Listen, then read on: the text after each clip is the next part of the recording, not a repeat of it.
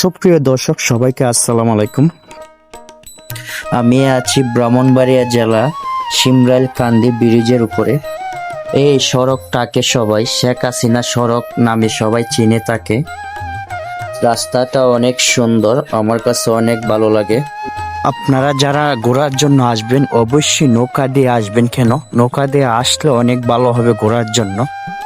আর এখানে পাশাপাশি এই দুইটা ব্রিজ, আর মোটরসাইকেল দিয়ে আসলে আরো অনেক বেটার হয়। তাই যারা ফ্যামিলি নিয়ে আসতে চাচ্ছেন তারা অবশ্যই নৌকা দিয়ে ঘুরতে আসবে। আর অনেকদিন পরে যাব বিজয়নগর, তাই ভাবলাম শিমরাইল কান্দি ব্রিজের উপর দিয়ে যাই।